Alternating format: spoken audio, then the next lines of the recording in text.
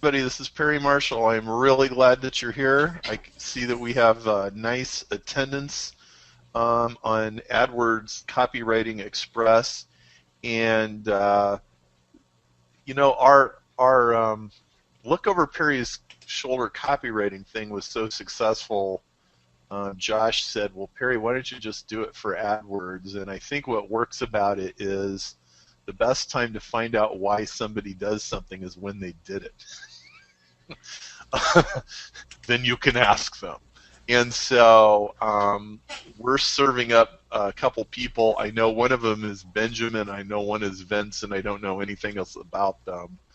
Well, actually, I know very slightly more about them. I don't know anything about their business yet. Let's see. Oh, I need to share my screen here.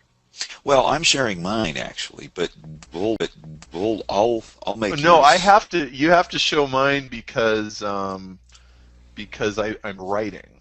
Well, I know, but this Yeah. is Jack. So Oh, Brian's sorry. going to give a few mastermind tips, and then I'm going to Oh, actually lead us into the call, and then I'll hand it over to you when it's time to get creative. okay. My bad.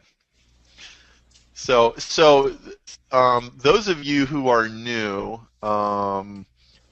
you got this webinar as a bonus of joining Mastermind Club, and Mastermind Club is, I think, it's our best kept secret. I'm kind of ashamed of myself for not for that it's as much of a secret as it is. But Mastermind Club gets you a monthly newsletter, which gets sent out print, and 2 monthly calls where we go deep into some topic. And it also has the forum, and I think the forum is the real best kept secret because if you want to be walking down the dark alley surrounded by guys with knives and guns who are looking out for you and warding off attackers, Mastermind Club's like the best deal ever, because really there's hardly any marketing problem or technique that they cannot solve right there on the forum, and you can learn a ton of stuff just watching the questions go by. Every time we do a mastermind call, Brian starts with some, hey, here's what's new and here's what's important. I think if you're, like, for example, if you're trying to keep up with what's new in AdWords, you could follow 1,000 Twitter feeds and you could have people telling you all this stuff that you need to know and all these little bells and whistles. And we usually find most of them don't matter very much, and they don't really change your strategy, and they might not even be worth your time. But we do tell you what you do need to know. So, Brian, without further ado, you start your segment, and then we'll switch back. Yeah, And we'll. well, so hey, welcome to our masterminders. I'll let you know that our webinars, which we do 2 of a month, always run pretty much exactly 60 minutes. This one is going to be longer than that. If you must bail at the 60-minute mark, that's fine, but we love it, love it, love it if you could stay with us for longer. Because we have 2 really good hot seats here. So as Perry just mentioned, if you're brand new to Mastermind, or if you've been on Mastermind for a while, have you been to our forum yet? And sometimes people are like, wait a minute, forum? Don't you mean the Google group? Yes, yes, yes, I mean the Google group. So check it out if you haven't. I'll just mention a couple threads. I was just thumbing through it today as I do as part of my daily work. There's a good thread called Getting Cheap Clicks for Very Competitive Keywords, where a couple of our members very politely actually go head to head and sharing some different methods for getting cheap clicks in some hyper competitive markets. One of them shares how their average cost per click is like $106 per click. So you can look at that, and it's actually kind of a debate, a little bit of sparring going on. There's another one called Squeeze Page Help, which actually turned into a conversation about the value of white papers. And I bring these up because in the Mastermind forum, all kinds of sacred cows get slaughtered and slain as people just like you are in the trenches, and they're finding out what actually works in their business, in their market, in their AdWords campaigns, and their various marketing efforts. And so you'll get very raw, unvarnished answers and advice from people who do have really good manners. So don't miss out on the opportunity to be a part of that Google group if you haven't yet. Just curious, couple things here before I hand this back to Perry. You're curious if you saw this. This is an infographic that's actually several months old, but it is very interesting. I give you the URL here. It's the short Google link, numeral 8, capital JNQS. You can go look that up, but this is part of a much fuller, longer infographic that gives you a whole bunch of information across all sorts of industries for what kind of money goes in and out of Google, and what costs per click are in various industries, click-through rates, conversion rates, daily clicks, ad impressions, conversion amounts, etc., etc., etc. It's actually very fascinating. So if you go to this URL, you can see the whole thing. Also wanted to mention just random stuff. I got this thanks to our good friend David Rothwell, who is at davidnrothwell.com. This is just yet another new kind of ad that Google is testing. Don't know if you've seen it, but this was something he was seeing in the UK where he's at, where essentially an ad pops up. It has some little signifiers that it's a special kind of ad, and you click on the ad, and the ad itself expands into something where you can actually enter information. So this is being sort of beta tested by Google in various places, and it's probably coming soon to a theater near you. So just had to mention that. In Mastermind Club, we divide the year out into quarters, and in each quarter we do 1 month where we talk about traffic, 1 month where we talk about conversion, 1 month where we talk about economics and making the dollars and cents work. And so this is January, which means we're wrapping up a month that's about traffic. So what Perry's going to be talking about is primarily how to get ads that catch new eyeballs. And when we do this again, the emphasis will move kind of from ads and ad writing to copywriting for conversion. So just so you know. And here's a smiling mugshot of Perry taken just last week. And so AdWords Copywriting Express. Perry, it's great to be here. I know we got a couple of fantastic guests, and I am going to give you the controls. Actually, I need the controls. This is Jack. Jack needs the controls. Sorry, Jack. Give it to me. And let's see. Presenter. All right. So I just saw Ben pop up. Ben, can you just let me know that you're here and you're ready to rock and roll? Yeah, Ben's here. If you can hear me. Yep, I can hear you. Okay, so I'm sending everyone a link to a PDF. You should have it in the chat box. Brian, can you confirm for me that a link went out to a PDF that says, "Hey everyone, here's Ben's info"? Well, let's see. I'm not seeing it in my chat box.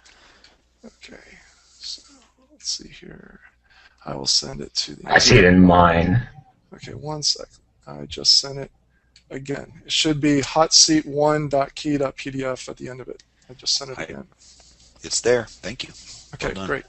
All right, so anyone who does not have that link for some technical reason, you can still follow along, but for anyone who is ready to click that link and download the PDF, including you, Perry, you can do that now since you don't have any information. I just wanted to make it as... I think I got it. Let's see. Okay. Well, you can follow along as well. So let me just chat this over to you. I'll send this to the organizers only. Let's see if that works. So Perry, look over in the chat box. You should have a link now. Brian, maybe you can help him get that. So, Brian, can you confirm that you see on my screen Perry Marshall's taught thousands of marketers how to grow their business? Yeah, and a color photo and a gorgeous black and white photo. Fantastic. Okay, just wanted to make sure. Okay. And as you know, Perry's been quoted and referenced in dozens of magazines and books. So this is really, really special to be able to have Perry Mr. AdWords, diagnosing someone's AdWords copywriting. I just really want to underscore what a unique situation this is. And as Perry mentioned, when he and I did the Look Over Perry's Shoulder email version, it was really well received. And so I'm very excited about how this is going to go. So Perry's asked me to handpick the case study. So I've already handpicked 3 folks, 2 of whom you're going to hear on the call today. Perry has not had any access. The only information that I've sent Perry is I sent him the marketing DNA scores and the information without attaching the names to who that was, just so that he didn't have to take any time to diagnose that. So that's the only information that he's had prior to this. And as I like to do, I like to choose two completely different case studies whenever possible, and so that's what we have today. So we're going to start with Benjamin. So hello, Benjamin. Welcome to the hot seat. Hi, Jack. How are you doing? Doing great. I'm getting a little bit of echo, and I see 2 Ben Gorlicks on the line. So just make sure that if you're in the same room, that's. I think you got 2 microphones going. That's what it sounds like. Yeah, make sure that. Oh, sure. Yeah, try to mute the one that you're not using. Okay, so let me give while you're fixing that. Let me tell you a little bit about Benjamin. So Test. there you go. So sounds good. So he runs Mountain Training School, and he wrote, "We are a mountain climbing school offering recreational and professional mountaineering, rock climbing, and mountain guide training. Simply, we teach people how to climb mountains. My challenge is writing a story in the tiny amount of space AdWords gives you, something that will inspire climbers. I spend $2,000 per month," and he considers himself an intermediate. So here's his client profile. And these are all questions that we had an email conversation back and forth with everyone that I chose for the case study. So here's how he described his client profile. They're in their mid-20s, more than likely male, outgoing, adventurous types with big dreams and are willing to work hard to get there. They are relatively well off because the course requires someone to have some money. So this is what we call players with money. And pretty well educated. Most would have university level education. More than half our students are from the UK, nice and close to Spain, which I believe is where his headquarters is located, and they get longer holidays than they do in the US. So more of the client profile, and the bolding is emphasis that I added because I thought it was something to key in on. As a group, they see themselves as being outside of the norm, wanting something different from most people they know. Climbing folks are like a tribe with our own special culture. Many new climbers are a bit intimidated by this and are looking at the course as a way to establish themselves, get some credibility, some cred, and some confidence. So with that, here's the home page, and you see that there's lots of different navigation options, but I also asked Ben for the landing page. So here's a typical landing page. So I'll just describe this very quickly. This is the top of the landing page. What you don't see are testimonials from various people that go below the fold, so to speak. And at the top, that's a testimonial from a student that you see right there in red. And on the right-hand side, he's asking for first name and email. So he's doing lead generation. So this is, hopefully everyone has an idea of what his landing page looks like there. And of course, Perry, if you've got any questions, we can circle back through this. Here's an example of the current stats that he's generating through his AdWords advertising. Okay. And let's see here. Here are some of the competing ads. I thought it would be useful to see what the rest of the folks who are competing on a term like rock climbing school are typing in. So Ben sent me some of these ads, and I can come back to whatever slide that you want when you're ready. And so that's the information that I have for Ben. What I don't have on the screen, even though I sent it to Perry, I sent it to you previously, Perry, in a separate email, is Ben's score for the marketing DNA. So did I give you the information that you need to at least jump in with both feet and start writing some ads for Ben? Yeah, and so yeah, let's do that. and you can share my screen. And Jack, I didn't get. Yeah. What I'll do is I'll email you. Okay. The link. And then as soon as I get it, I'll be able to share the screen. Okay, but go ahead and start asking them whatever questions you want. Now there's two Perry Marshalls listed, so I'm going to try this one. So. And that was me. What's behind door number 2? Yeah, try the other one. 1 sec. And Ben, it sounds like there's a little noise in your office, so you.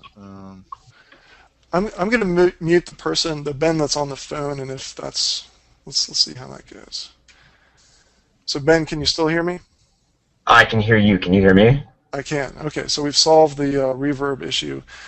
Perry, did you get the link to make yourself the wait. presenter? Okay, I got this. Okay, I got your link. So And just give me a second. I should have handed controls over to you, so just as soon as you're ready, you should be able to click the controls to take over. Okay. Okay, great. So I just want to pull up. And I like, most companies have clients and we have victims, so, I like that. So Ben, go ahead. I'm sorry, Jack, go ahead. Well, if you wanted me to buy you some time, I was going to go over some landing page things that I saw, but be willing to circle back because we may want to do that, but I think I'm ready to rock. Ready to roll? Okay. Yeah. All right. So I'm going to show my screen, and the first thing I want to do is I want to actually talk about Ben's marketing DNA score. So I hope everybody on the call has taken the marketing DNA test, and if you haven't, go to marketingdnatest.com and take it. This has been a really powerful tool in several live events. I found every time I do a 4-man intensive, we end up talking about it, and people get aha moments looking at their scores. I just got an email from one of my employees, Danielle, whose skill set would seem like graphic designer, and she never could figure out why she didn't seem to really want to be a graphic designer. And the marketing DNA test explained why she doesn't like it. And I won't go into why, but she was appreciative, and about a third of the people that take this say it nails them, and almost everybody else says it's pretty close. So, Ben, I'm taking a look at this, and this says something very interesting about you, and so I'm going to make a wild stab and ask you a crazy question. Do you find that doing Google AdWords really tests your patience? I actually think that Google AdWords is fascinating, and one of the things that I've really learned over the last couple of years working in marketing and kind of doing that side of my business is kind of seeing that different side of people, because it's not a side that I explore very often. And so I don't, I will say I've been fairly negligent in dealing with my AdWords. I know what I should do, but it certainly gets prioritized kind of down the list, which doesn't change the fact that I think it's wildly entertaining and quite fascinating. Okay. Now, I just gotta ask you, why am I not surprised that someone who does and teaches rock climbing would score near a 10 on live versus recorded? Yeah, so exactly. Now, so for everybody's benefit, I hope you read your full report. So there's a link to an HTML version, but then there's a download the full report. I hope everybody will read their test very carefully. I mean, it's actually worth going to your favorite coffee shop and just taking your test and reading through it, because it's very dense and there's a lot of detail in there. It tends to be pretty accurate. And so just a quick explanation. And so what the DNA test does is it measures you on 8 different things. I think these are the 8 most important determiners of how people sell and persuade. Some people sell and persuade very differently than other people. Some will use charts and graphs and analysis and proof and logic, and others will be like the drama queen and pluck your heartstrings, and some will plan it all out, some will do it live on the spot. And so you have these 8 things. Now, and they're expressed 2 ways. They're the bars where you go from one extreme, producer, to the other extreme, alchemist. So producer, that would be a 1, and that would be a person who's just systems and rules and procedures. And on the alchemist end, it's creativity and originality. And I just want to point out that you could get a 5 and be good at both, and you would see that in the cloud tag below, if that were the case. And the cloud tag below tells a big part of the story. Now, what this says about you, Ben, the biggest thing that jumps out is that dislike recorded. What that means is you don't like, when you communicate with people, you don't like having to sit there and tweak and hone and craft, perfect, edit, and refine before you say what you want to say. You just want to put it out there. Do you agree? 100%. Okay. For a person who does AdWords, this would mean does not like to sit there and split test ads, does not like to go into your account every day and like do all of the maintenance of, continuous improvement and refinement. True? Did we lose Ben? I'm not sure if we lost Ben, but Nope, I'm here. Sorry. Okay, go ahead. Yeah, so do you find it kind of tiresome to go back and maintain and tweak and improve your AdWords account? Yes, and mostly in fact, mostly what I do is I'll write an ad. I write it once, or I write a couple of different ones, and kind of see which one performs better over a month or two. Click on that one, and that's I kind of go back to about once every 3 or 4 months.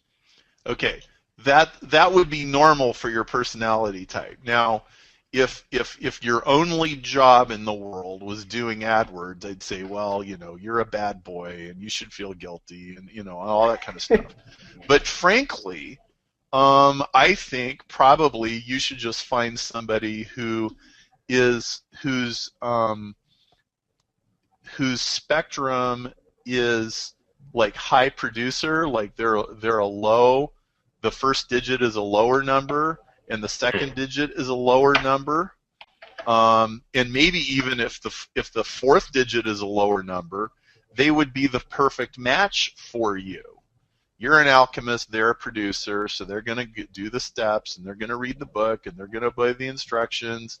A recorded person is going to be like, yeah, we want to get this all right before 1 million people see it. So, and an analytical person's going to look at the charts and the numbers and the printouts and the statistics, and they're going to tell you what they all mean, and they're going to go make the changes.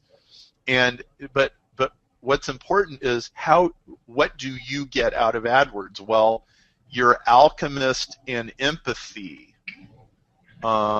You're using, what fascinates you about AdWords is it tells you what you need to know about these people when you get in front of them and do your thing. And it is an outlet for your creativity, which is the alchemist thing. And you like writing ads because your empathy gene is really strong and you like connecting with people emotionally. Is that all true?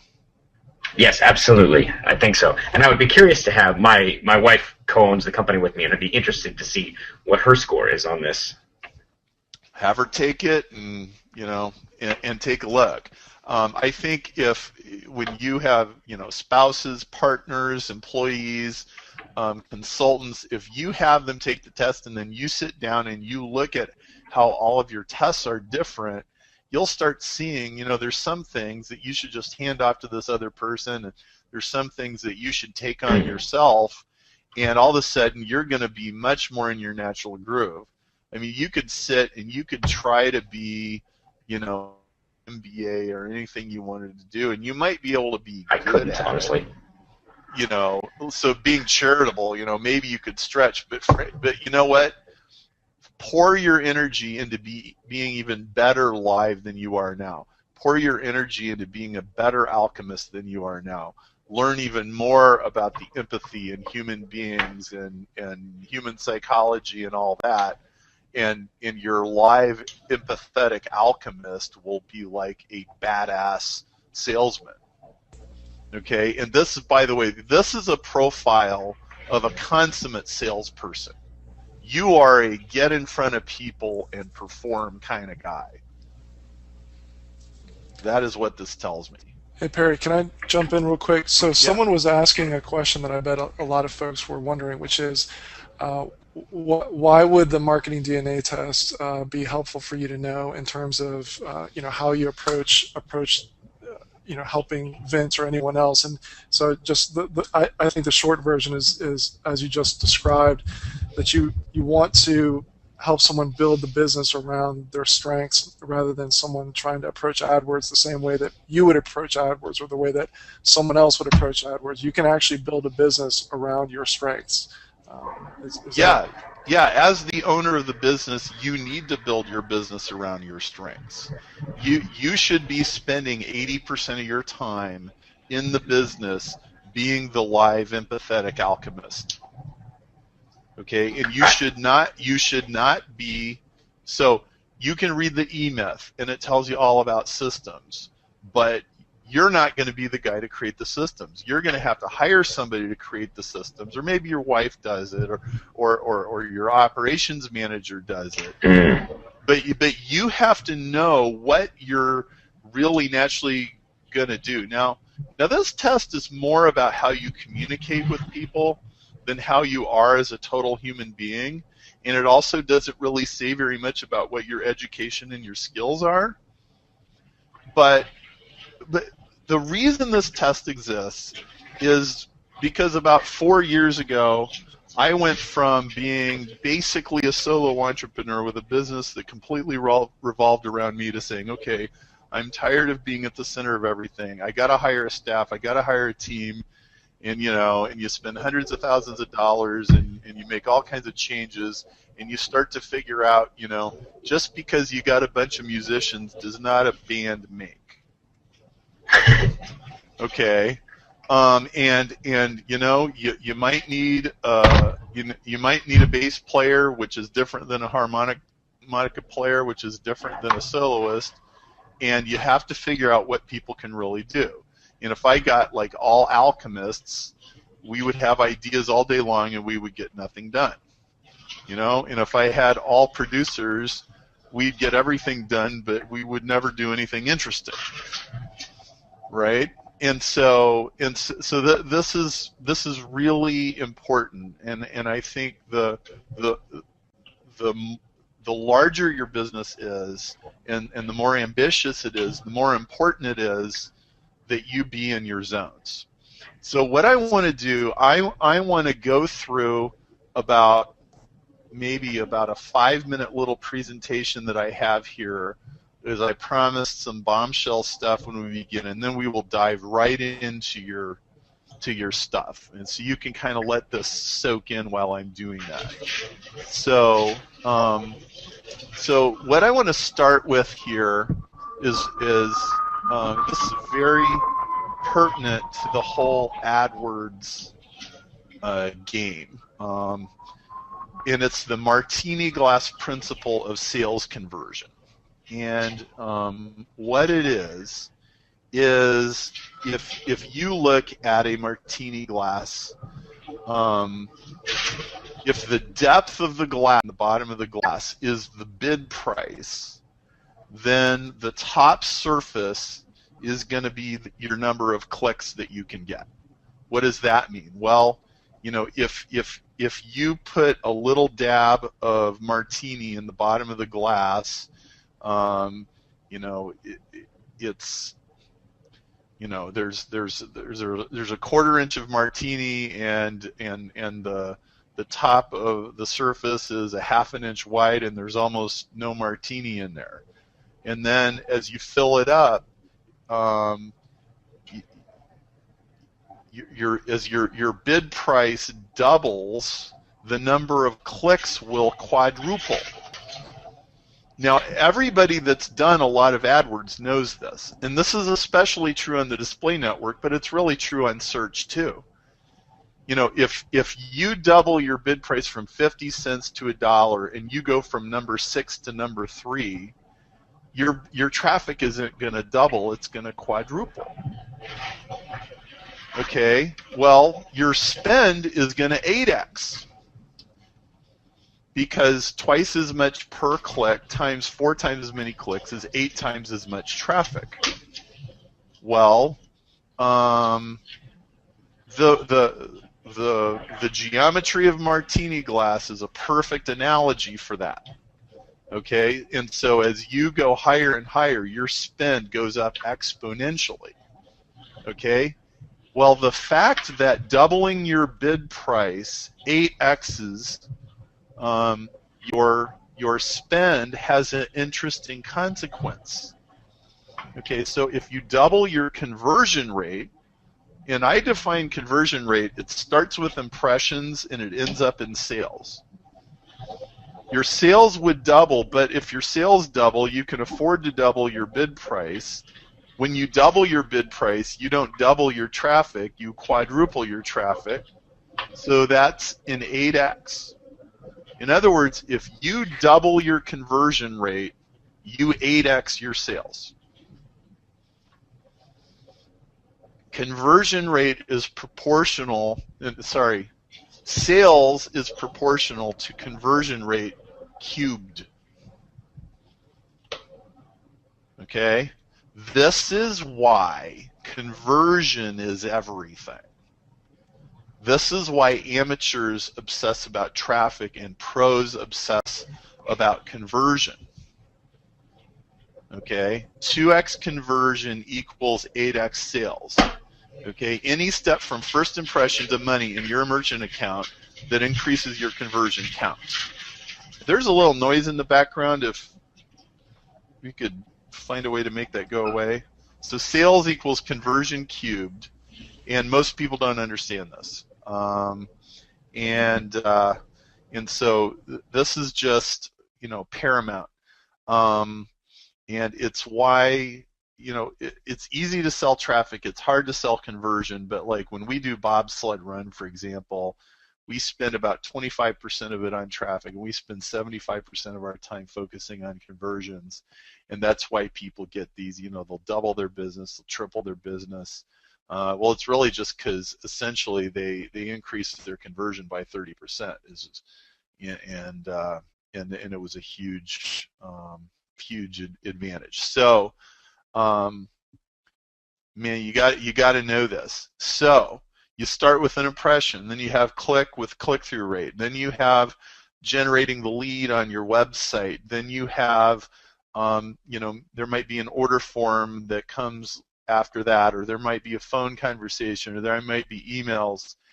Any one of those steps, if it gets more people from before the step to after the step, and they're the kind of people that buy. Now, obviously, you can do things that increase click-through rate, but don't get you more customers. You can have, you could advertise porn or something, and you can get more clicks, but it wouldn't get you any more sales. Anything that you do that gets you more of the right people it counts. So now today we're not going to really talk about how your ad campaigns are structured and all that kind of stuff. That's a whole different conversation, but we're going to focus on copy. So having said that, I am now ready to go back and focus on you and your business. So Um, so Ben, can you, um, where would you like to go from here? I mean, I know we're going to write some ads, but can you direct me? Tell us about the specific landing page, specific campaign that we can narrow our focus on, and just go right into. Yep, so that sounds good. So what I think maybe we'll look at is one of our rock climbing courses. And I think that'll be at least fairly straightforward to kind of write about. So you saw the landing page earlier is rockclimbschool.com. Here, I've got several different rock landing pages for that same course. So things like learn to rock climb, how to rockclimb.com. But they're basically all exactly the same landing page, and I just wanted the pretty display URL. Oh, okay. All right. So I just pulled it up. Great. Okay. And so within that, it is one course. There's not a whole bunch of different products within that kind of area for us. And so we're looking for basically an ad to help, or to inspire people who are aspiring rock climbers. They're typically beginners who have done it a little bit, and they've gone out with friends, and they've either had a bad experience or they're a little bit worried about looking silly or something along those lines. And we're going to take them, and we're going to, in 6 weeks, we're going to turn them into essentially professional or semi-professional rock climbers, going through skills, anchor building, mental aspects, risk management aspects, and essentially that's the kind of nuts and bolts of what we're going to do. But most of what we're going to do is we're going to kind of integrate them into the community of climbing, and show them the ropes as climbers, and help them develop who they are and what they want to be in the outdoors. Okay, and tell me again, what is the level of the typical person that is signing up? Low to intermediate. So somebody who has been rock climbing somewhere between kind of, say, a couple of months and a year. They would have mostly gone to like an indoor rock climbing gym, maybe gone outdoors a couple of times, mostly gone out with some friends, and they're feeling like they're ready to take that next step, but they're also a little bit nervous about how to go about taking that next step. Okay. All right, so that's a perfect segue to my next slide, and this is what we're going to be organizing our thoughts around. So one of the products that we sell is Swiss Army Knife. This is 1/16 of it. It's perrymarshall.com/SAK. And I call it Blade 1. And so I like to use Swiss Army Knife to make a profile of my customer and what he loves and hates and what he's into and everything. So what I'm going to do here, I'm going to put my little text box in here. Hopefully I can actually fit it. Is that okay? And we're gonna go through a little customer exploration exercise. So we are talking about this low intermediate rock climbing person who thinks they might want to go to another level. By the way, are your ads showing on search, display, or both? Search. Okay. Have you experimented much with Display Network? So funnily enough, when I first found you, I was one of those people who just said, "Hey, put me on everything, Google," and wound up with a $3,000 a month or a $3,000 bill in a week. And then I said, "Oh, wait, maybe I need to go do something." And that was how I originally found you, and I haven't dabbled in Display Network since. Okay. Well, I have a suspicion that Display Network could do really well for you. It's very display friendly, this thing. Yeah, actually, and in fact, I'm going to even make a little twist here. Is your budget and such in a place where you could spend $1,000 on experiment? I don't know. Would that be a problem for you? at I could this do that. moment in time? Okay. What I would like you to do is I would like you to take some of the stuff that we come up with here and try it on the display network. Now, as we go through the Swiss Army knife, a bunch of stuff is going to come up. And search ads require a narrower straitjacket than display network. Okay, so like everybody knows you got to have the keywords in the ads, and and there's a certain range of what Google thinks is acceptable with quality scores, and there's a certain range of what people will and won't click on. And sometimes I find there's only so much creativity you can get away with in search. However, on the display network, you can do almost anything that gets people's attention. Okay, and the reason the display network could be good for you is because is it fair to say that a lot of enthusiasts who are really into rock climbing and into the equipment are still, frankly, low to intermediate, even though they like it and spend the money and everything else? Yeah, in fact, the people spending the money are probably mostly at the low end. Perfect. Okay, dude, you are a prime candidate for Display Network. So you should create a new campaign and put some keywords in and try these ads there. And the whole idea is that the next time we get back together, which I think is 2 or 3 weeks from now, you're actually going to have some data and you can show us what has happened. Okay? But Display Network will get you people that would never search because they think they already kind of know, or they have a place where they like to hang out, and they're not going to go scratch the itch by searching. Right. And there'll probably be more enthusiasts in that population than there are in the search people, who sometimes are just like tire kicking. So it's kind of ironic because sometimes you'd expect the opposite. So here's what we're going to do. We're going to go around this little clock, so to speak, and we're going to write down a couple of things for each circle. So 1 o'clock position. What is a negative force or belief that your low intermediate people tend to show up with? As in, what are they afraid of? Why are they coming to us? That'd be fine. Or it could just anything about rock climbing that they feel negative emotions about. Dangerous and scary. Okay. And that that is far and away, I think, the driving belief of probably half the students that we have is they want to know how to do it right. They had some negative experience with somebody. They got dropped on belay, or they saw somebody get dropped on belay, or they got stranded halfway up the side of a wall and didn't have anybody to bail them out. You used a word.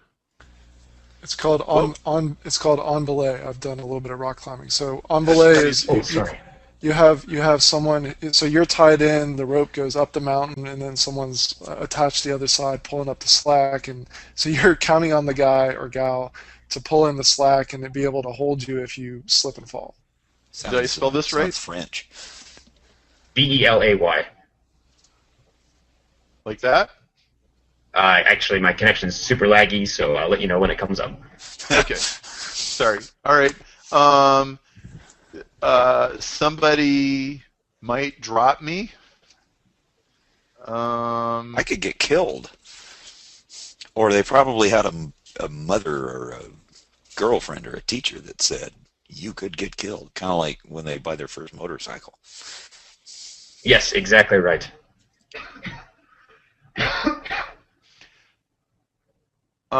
Okay, so that's a good start. Let's go to a thing that your customer loves. What do they love about rock climbing? The personal challenge and the adventure. A lot of my students are the same kind of students who would sign up for an ultra marathon or a triathlon or a death mud race or something like that. They're looking to push themselves physically, mentally, and emotionally as hard as they possibly can. Show themselves they can do it. I heard about one of my friends just yesterday who did some 27-hour race, and when he got done, he didn't have any salt, and he couldn't think straight. And he was really proud of himself. Did you say death mud race? Yeah, something like death mud race. Wow. They're out there. Three words I've never put together in a sentence. Okay, we're gonna have fun with this. By the way, one time I was sitting on an airplane, there was this guy with a fitness magazine, and one of the ads said, "Squat till you puke." Awesome. I'm like, okay, yeah, this is Ben's, this is Ben's customer, right? That is my customer. Okay, all right. So push themselves, punish themselves, right? Yes, suffering. Okay, suffering, beat. Jack, you Suffering is actually a main facet of our advertising campaign. Okay, beat body into submission. That's a great soundbite, by the way. I mean, it's basically seeing how much pain they can go through. I mean, they got to come back from Mount Everest and say, you know, I lost five toes, but boy, what a story. Yeah, you know, if you want to see a great documentary, just go get the documentary called "Touching the Void." Okay, this is great. All right, positive force or belief. If I do this, then what, Ben? Who am I? I can do this without losing 5 toes. Okay. Give me a couple So more. basically, they can do it with confidence, and it allows them to basically expand, kind of expand the range of suffering possibilities that exist to them. I don't think. I want to jump in. Wait, I don't necessarily without know the experience range of suffering? Go ahead, Jack. Well, I was going to say I don't know if Ben's answering the question as you intended it. I think my The my question take on is, what does it mean about you as a person if you actually succeed? Yeah, it's sort of like a positive force or belief. In this context, feels something more like I can push myself beyond the limits of other mortals. Right. I mean, if you get right down to it, I'm better than other people. I mean, they may not say it that way, but No, it absolutely is that. So I am not a dweeb. Well, yeah, I mean, there's that element of you come back and you have the stories to tell people. You know, you were talking about that documentary, Touching the Void. They want those stories, and they want them about themselves. Another positive force or belief is I'm squeezing every drop of juice out of life. I'm squeezing every drop of juice out of life. That's good. Okay. A thing that your customer hates. Structure. They all almost unilaterally talk about the pain, the horror of working in an office or a cubicle. Some of them do it and they say, for the money, and some of them just leave it all behind to do something else. But yeah, they just don't like that being fenced in. I'm reminded of that closing sequence from what was the movie about the guy that was a bomb guy in the war? I'm just suddenly drawing a blank. The Hurt Locker. The Hurt Locker, yeah. Right. Why does he go back to Afghanistan? Because he can't live his life pushing a shopping cart down cereal aisles. I can't live a life pushing a shopping cart down cereal aisles. Awesome. Okay. All right. You know what? Let's talk about your product a little. Okay, so you sell a 6-week. It's like they have to take 6 weeks off and they're with you for 6 weeks, or what? Yeah. Wow, 6-week vacation with Ben, basically. Death-defying acts of courage and valor, right? Do they experience like this massive bonding experience? Like, I was suspended over 5,000-foot canyons and my life was in your hands, and we're gonna dance naked around the fire and sing Kumbaya, or like, is there some of that going on? As long as we can avoid the naked around the fire scene kumbaya part of it, yes. And I think, again, I think one of the things that our students get that they don't get anywhere else is that type of bonding experience, that kind of group forming experience that you just don't get in normal life because you would never lock yourself in a bathroom with strangers for 6 weeks. Well, Perry, this is like when say Roundtable gets together, or when you go to an offline marketing event. I mean, you get to commune with other like-minded souls because the rest of the world is trudging to work, accepting their fate, and getting chained to their desk, so to speak. And so, so just substitute direct marketing with chasing adrenaline. So they get to hang out with a bunch of guys and gals just like them that get it. So Ben, here I'm going to give you a word: extremophiles. Okay. In biology, it's like the bacteria that are next to the volcanic ocean vents, and it's 200 degrees centigrade, and they're still alive for some reason.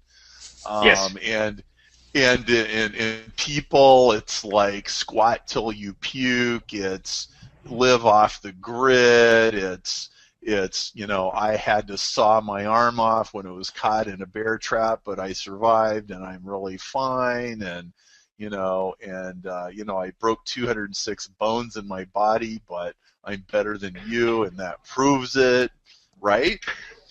Okay? Yeah, absolutely. I mean, frankly, you're selling ego and self. I mean, this is great. I love this. And by the way, everything you're describing here would make them great customers for me. So if you want to join my affiliate program, I mean, feel free. Okay. Your service. Is there like anything besides this just 6-week thing that I should be saying, or this is pretty much it as far as today, because we got to keep it narrow.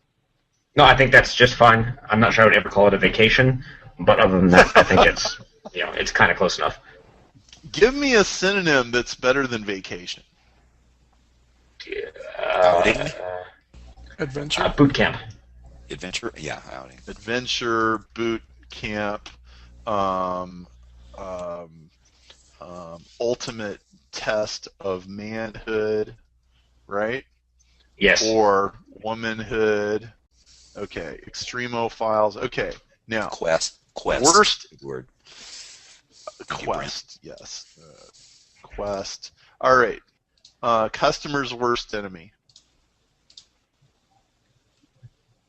In many ways, I still think it's that kind of structure and society, and I think that at least that was what they would identify as their own worst enemy. And in some ways, again, it's themselves with their ego and the willingness to accept being conservative and kind of going through the process of learning how to do all of this without getting hurt, because there's always that push to do something harder. But a lot of students don't like to take the time to make sure that the rest of their knowledge catches up with either their athletic ability or their ability to climb. So like the typical thing with that is like the extreme skier who has no idea how to judge avalanche conditions. And so you have to, there's all this other side of skiing that you have to have in order to also be an extreme skier. So that's probably their biggest enemy, is themselves and their own ego and their desire to perceive themselves as extreme without taking that modicum of time and energy to develop the skills so that you can do extreme stuff without necessarily the extreme consequences. So let me chime in, because this is very similar to marathon running, and I hang out with a lot of marathoners. So I think their worst enemy is 2 words: excuses and giving up. Actually, that's 2 words, but Okay. And I'll reframe the question, and also ask who are actual people in their lives that are their worst enemy. Now, this is going to point us back toward the thing they hate, them being stuffed in the office cubicle. But who are people? Yeah, please. I think you could. I just want to chime in. I think you could personify the voice in their head, because sometimes it actually feels like a person. Because when you're at mile 25 in a marathon, it feels like a real person. So it's another part of you, the weak, sniveling, sluggish part of you that begs you to quit and give up. So, anyways. Oh, Jack, you are awesome. And relinquish your manhood. I mean, And become emasculated. Ben, would you say any of that is accurate? What I said about the personification of that voice in your head that begs you to give up? Yes, and I think, and far more so than outside people in your lives, this is a very internal challenge and struggle. It's not about the rest of the world. It's about them. Well, so it's One very thing, I guess one thing I do want to say, and I want to at least some extent avoid the specific male gender-oriented words, only because like 40% of our clients are women, and women are actually I think a much bigger market for us because they're the ones who are willing to take those steps and actually go out and learn and invest the time. And would it be safe to say that just for the women in the audience, they've been told all their lives that, this is dangerous. They can't do what the guys do. They can't do what the guys do. Women are supposed to be sugar and spice and everything nice, yada yada yada. Yes. That's going down kind of a niche of a rabbit hole, but worth mentioning. Well, okay, so I'm just gonna type women in here. Okay, let's go fast. Heroes. Do they have one? Like actual people? They do. They will be climbers that you may or may not know anything about. People like Chris Sharma or Dean Potter. And so there are lots of kind of specific climbers, and depending on what kind of climbing they aspire to, they would probably have one or two heroes within that. Okay, that's good enough for now. Your customer's best friend.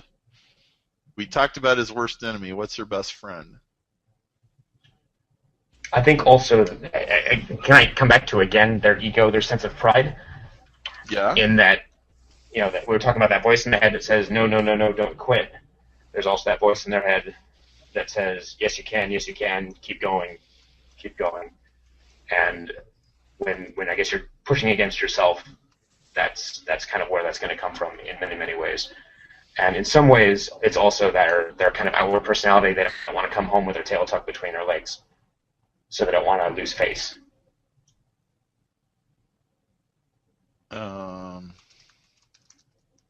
Okay, now. Or any girl that will go rock climbing with them. Your customer's victim icon. This is who do they not want to turn out like? Like this is the anti-hero. This is the pariah. Who might that be? Generic office employee. Yep. Okay, so like who's a TV character that would be that? You would know that better than I would. Brian, Jack. No, I don't. Well, it would be someone. It would be a character from The Office.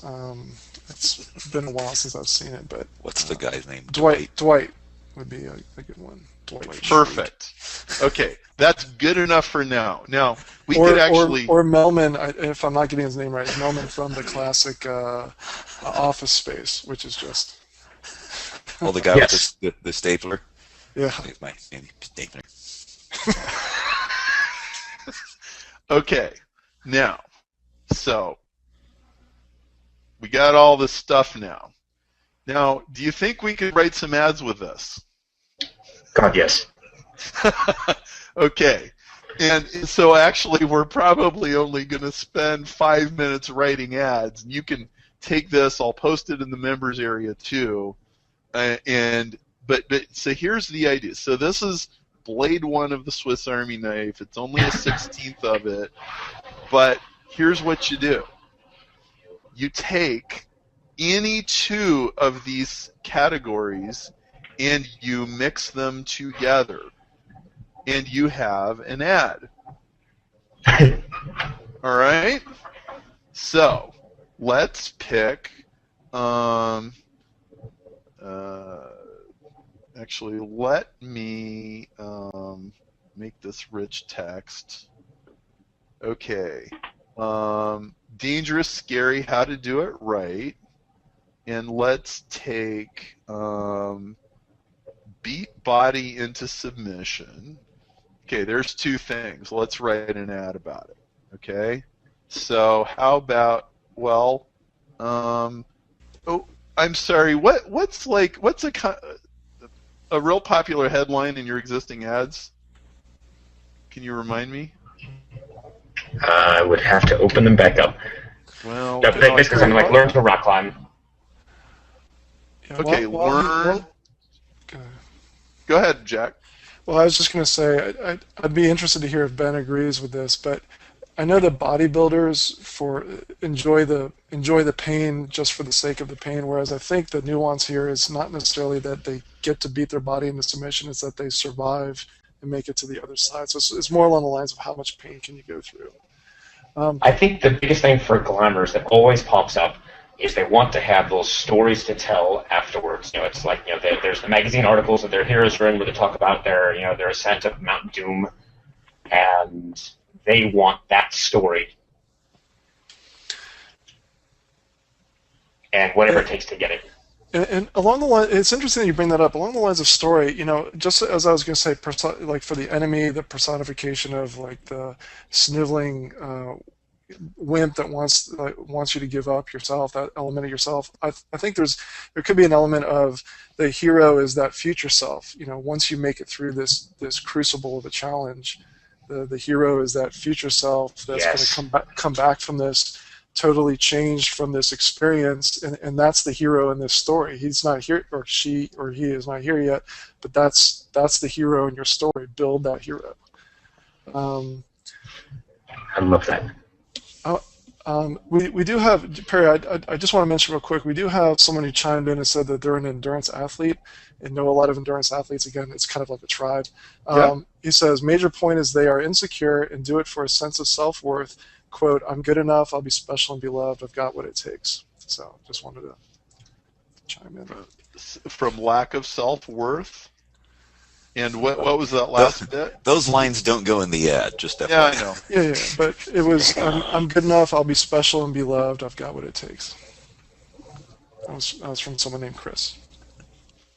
Got what it takes. Okay, so going back up here. Okay, learn to rock climb. By the way, Ben, who do they tell these stories to? Mostly to their friends. In many ways, I think it's almost for themselves, but they're looking for either credibility within the community, so they're telling it to other rock climbers, or they're telling it to people whom you're kind of going back to that feeling of superiority. They're telling it to their friends, hanging out at the bar. What did you guys do last weekend? Oh, you guys went to go see a movie. I went and did a 7-pitch climb and was hanging 1,000 feet off of the ground. Oh, okay. I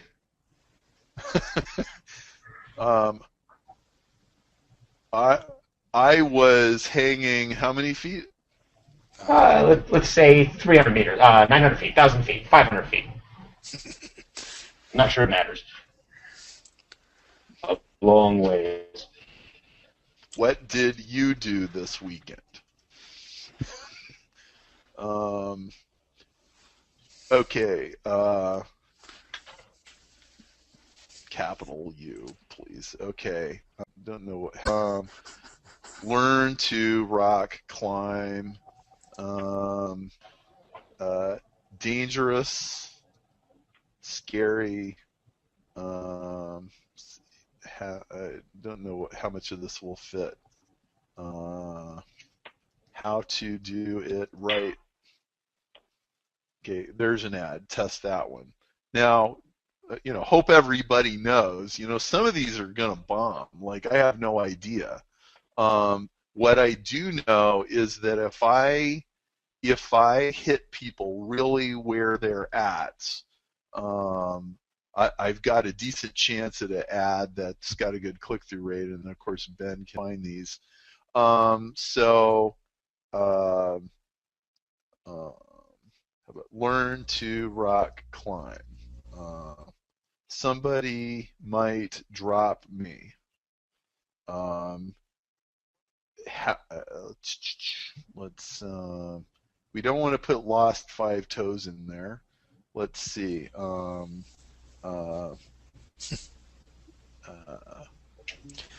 ABC Wild Climb. World of Sports, the thrill of victory and the agony of defeat. Okay, climb with new confidence. Okay. Um, learn to rock climb. Push yourself beyond mere mortals. You got somebody give me a suggestion for what to put in this next line here. Become the story you'll tell tomorrow. Become the story you'll tell tomorrow. Good one. I like that. That's great, Jack. By the way, I just want to point out that there's somewhere in the PDF that I sent out to everyone, and you should have too, Perry. There's a list of all of his competitors' ads, and one of the things that you'll notice as Perry starts writing these is that a lot of people talk about point. So I their thing, the features, but the ads that you get from going through this process that Perry is showing you is going to definitely break the mold. It's going to help your ads stand out. Yeah, so yeah, that's a great point. So I'm pulling this up here. So yeah, all skill levels, multi-pitch, traditional sport rescue training, local adventure and training with REI, life-changing rock climbing trips, Zion's leading climbing school, Northwest climbing and courses, immersion into Yon. Right. Okay. Now, I can't honestly guarantee you that punching these emotional hot buttons will work best search. Okay, I can almost guarantee you they will work better on the display network. Now, but here's the thing. There are like exciting markets and there are boring markets. Boring ads actually do work in boring markets. Okay? Sometimes. And sometimes, like, nobody wants to hear about something exciting. However, your customers are adrenaline addicts. Okay? I mean, I don't know how many ads we wrote here, 6 or 7 or something like that. And we have raw material for hundreds of ads, right? So, like we can go, the word extremophile might be too weird, you know, but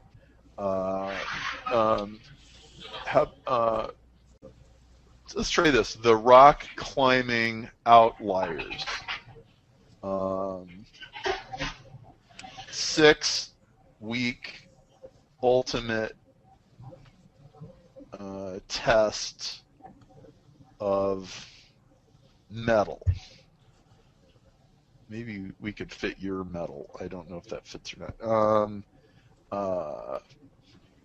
Escape the Dilbert cube and join us.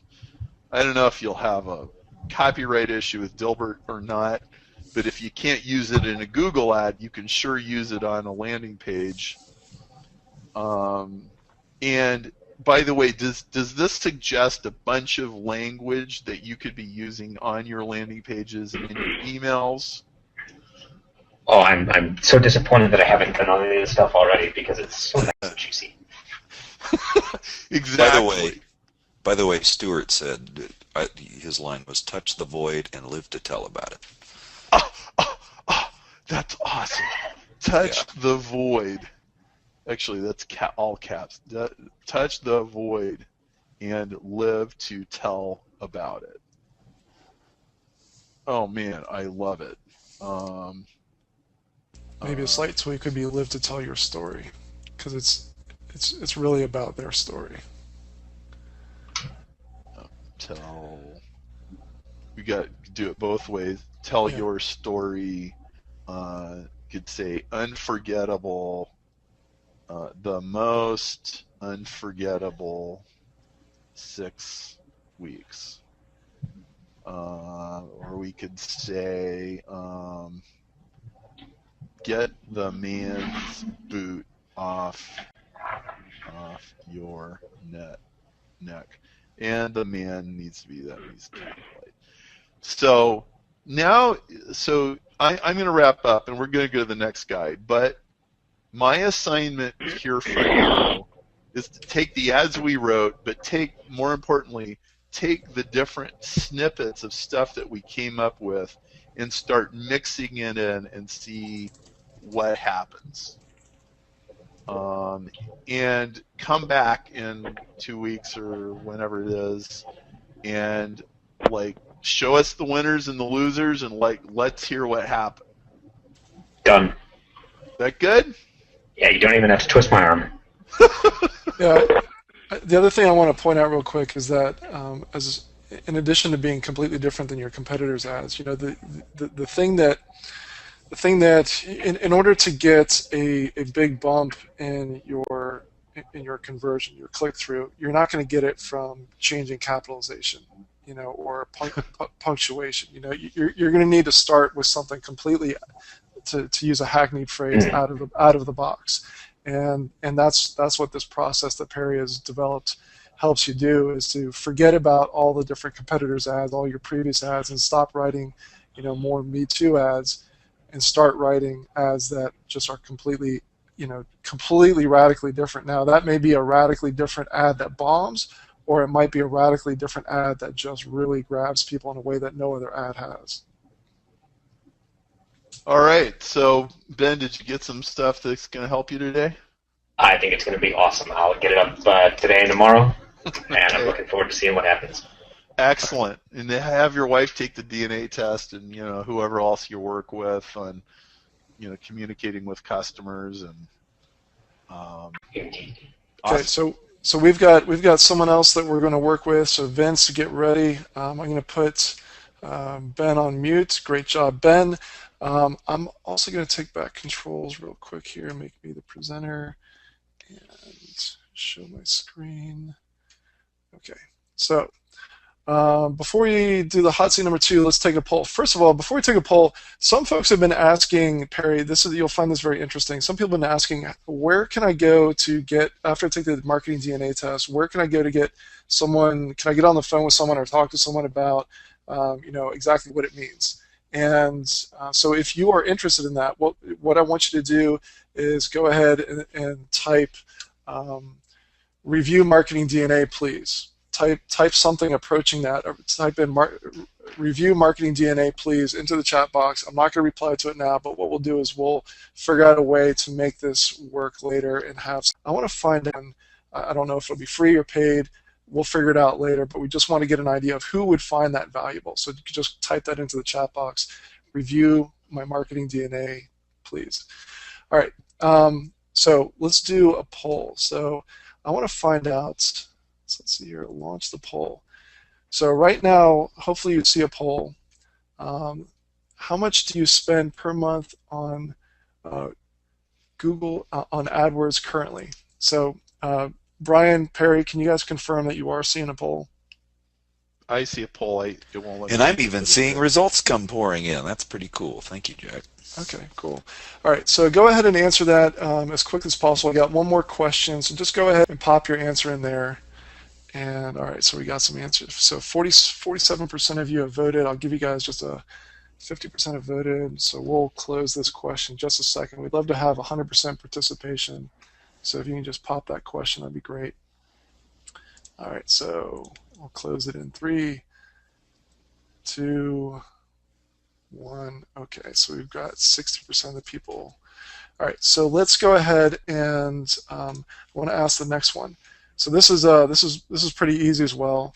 Just want to get a read of how important Google AdWords traffic is for your future growth. So thinking into the next 12 months, is it mission critical versus extremely important? Would be just you absolutely must get AdWords working. Extremely important is you have other avenues of traffic, but still Google AdWords is extremely important.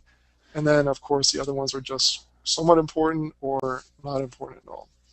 So we've got 50% of the people have voted. I'll wait another second or two for you guys to go ahead and finish up.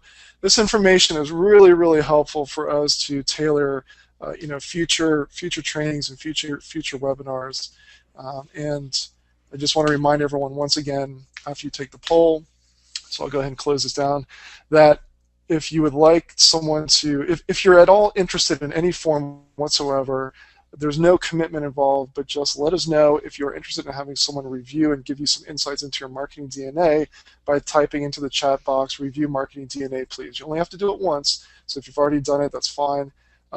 Again, I have no idea how or when we'll do it, but we got asked that question, so I wanted to get some feedback on that. All right, so we've closed the poll. Thank you very much for everyone who participated. Want to go ahead and move on to our next victim. Oh, but before we do, wanted to mention that Perry wanted to give everyone $500 off AdWords Bootcamp. Perry, are we doing 3? Is this the first of 3 webinars on Look Over Perry's Shoulder? Or is it the first? Yes, there are 3. Yep. Okay, so here's how this works. You have until the training is done for the 3rd webinar to take advantage of this. However, I would highly encourage you to go ahead and take advantage of this. If you like what you've seen today, this is literally just the tip of the iceberg in terms of what you're going to get from AdWords Bootcamp. AdWords Bootcamp is taught by Mike Rhodes. Mike Rhodes is from Australia. We all know that people who are from overseas, just by default, are always smarter. And so Mike Rhodes does a fantastic job delivering that. So. And they speak with dashing accents. That's right. I mean, the accent adds at least 10 to 15 IQ points right there. So go to perrymarshall.com/AW, sorry guys, /AWCE discount. That's /AWCE discount. And I'll give that out again at the end, and I'll probably also type that into the chat box. All right, so actually, Brian, why don't you type that into the chat box if you would. Send that to everyone, perrymarshall.com /AWCE discount. I will do that. Thank you, sir. All right, moving on to the next one. Here's we're going to talk with Vince. So I'm going to go ahead and unmute Vince, but let me tell you a little bit about Vince. So hot seat victim number 2 is Vince. And Perry did an excellent job of pronouncing Vince's last name, but I'm not going to even try to attempt that. So he is a consultant, and he has a client whose main website is bradhart.com. By the way, I previously, at the very beginning of the webinar, I sent out the link to it, so the URL has the number 2 in it, so it's like hotseat2.key.pdf. I can resend that if need be, but Brian, if you have that link, can you go ahead and fire that out to everyone one more time? So Brad Hart. With the AWCE discount link? No, I'll send that out. Let me just go ahead and send that out right now. Hang with me, folks. Copy URL, and I'll blast this out. All right, to entire audience. Send. Okay. So you all should just have received a link for hot seat number 2. All right, so going back to this. So bradhart.com is the homepage of his client. Here's the homepage. This is all in the PDF. This is the landing page that he's sending traffic to. So notice the request for quote down the right-hand side. There's also the phone number at the top. By the way, I'll mention very quickly, a great way to add credibility to any landing page is add your phone number. You'll be surprised how few people actually call, but the ones that do call are almost certain to be buyers, but it does add credibility to your landing page. And so here's his client's pain. So this is a very sort of engineer-centric type of product, very technical industry. So Vince will be able to tell us more about it. But he did 20 customer value surveys, and the most important values were quality and tight tolerances for these items that they build. Meeting timelines was at 75%. Communication responsiveness 30%. Pricing was at 15%. Biggest frustrations, lack of responsiveness and communication at 55%, and missed timelines at 25%. Quality and tight tolerances were at 20%. So clients, who are the clients? Best prospect is someone who has a need for a variety of short order to high quality, complex, tight tolerance, precision, CNC machined parts from a machining services contract manufacturer. So obviously we're going to need a little bit of backstory on exactly what this is. But I wanted to get someone I wanted to bring on case study number 2 that was completely opposite of case study number 1. So mission accomplished. Have a hard time getting more opposite than that. So well done.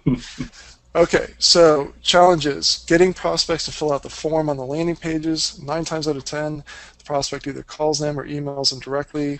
The client is in the habit of asking where the name come from, so they're getting about 6 requests for quotes per month with very little in terms of orders for to date. Vince, is that 4 per year or? No, that's 4 in total in about a year and a half. Okay, all right. So challenge number 2, getting more prospects to convert. Campaigns have been running a little over 1 year with the to-date CTR, click-through rate at a little under 1% for this particular, with changes being made over the last 4 months at 1.29% and currently at 1.41%. So you are making progress. So these items don't mean a whole lot to me personally, but these are some of the differentiators for this particular space. Some very, very technical items having to do with precision tolerances. And let's see here. I'll skip through the current stats that's in the PDF.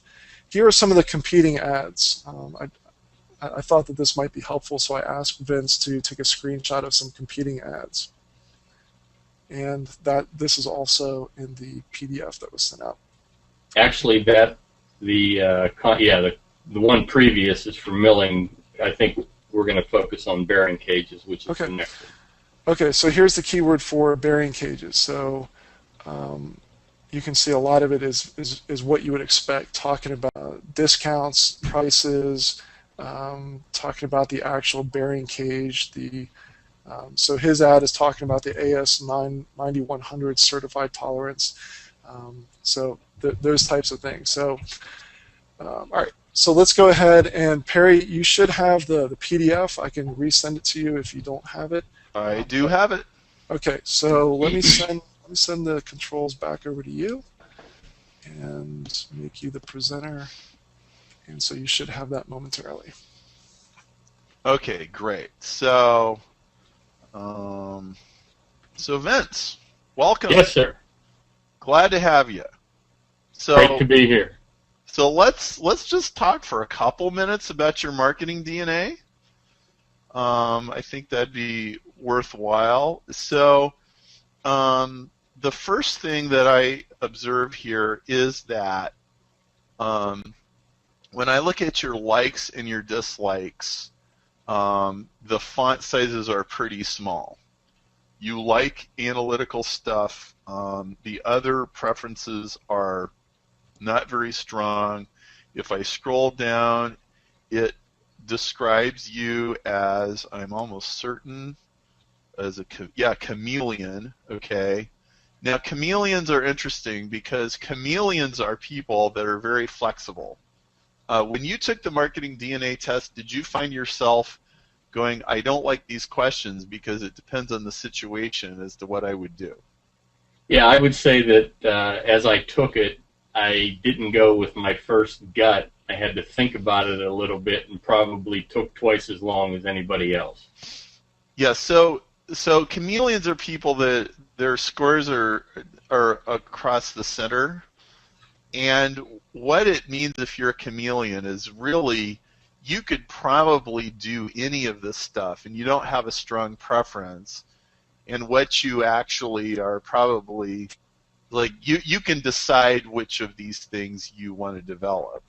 It also puts you in a position of, if you're running the show, you might go hire an alchemist to come up with the brilliant ideas, or you might hire a producer to systematize everything. How accurate was the test for you in general? Like, do the results match what you know about yourself? Well, I read through it after I took it, and I would say that it hit the nail on the head. It actually only made one comment in the entire document which I disagreed with, and that had to do with the fact that it said many analytical people are introverts, and in fact they couldn't do what they do if they weren't. I don't consider myself introverted. Okay. That was really the only thing that I disagreed with. I think everything else was spot on. Well, good. I'm glad to hear it.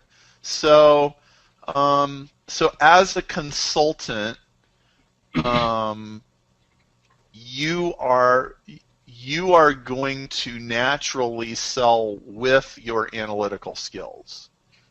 Right, That but means, yeah. hey, Go ahead. can I just clarify something for you? I mean, Yeah. I work for a company, and we are a group of people. Oh, I happen to be a senior project manager who overlooks strategic marketing plans for many clients. This just happens to be one of the clients, and by circumstance, I happen to be the person in our organization who took over AdWords, knowing that it was almost mission critical for us. oh, okay. So I have a team that works with me. A lot of the surveys that were done, although I've done surveys in the past, a lot of these were done by team members. And I'm the key interface with the client who, once we get all the information, puts these things into action, particularly for AdWords. Great. Okay, so what this tells me is as a member of your organization, you need to, in order for that specific your objectives to get met and to get the cooperation you need, you need to engage the leaders or owners or clients, whoever it is making decisions, the ones that specifically understand the analytical side, and who will appreciate the facts that you bring to the table and then transmit the importance of that to other people, even if they're doing it in other ways. Maybe they're using empathy, or maybe they're incorporating systems in order to things out. But I just think that's going to be kind of important. In other words, a person who sells with analytical skills will be very frustrated in an environment where analysis is not valued. Now, Correct. it looks, and I used to have this job where my alchemist would come out, and they did not want an alchemist. They wanted somebody that would sell the stuff off the shelf. They did not want a salesman who would go, oh, here, let's customize this stuff to your situation. Like, they didn't want to do any customization. It's like, move the stuff from our shelf to their shelf and get the purchase order. Now, I have a feeling that a client like this one here, this machining place, they're probably going to appreciate the numbers, and it just seems like they're those kind of people. They would appreciate the engineering aspect of AdWords, and of course your job is to make these numbers better than they are. Correct. Right? Yeah. Okay, so what is this client's USP? Well, we basically, the way I look at it is there's in their market value proposition and there's a USP, and I realize that many people might use those words interchangeably. The value proposition to me is the one thing that differentiates them. The USP could be several unique things that they can test out and try in their marketing.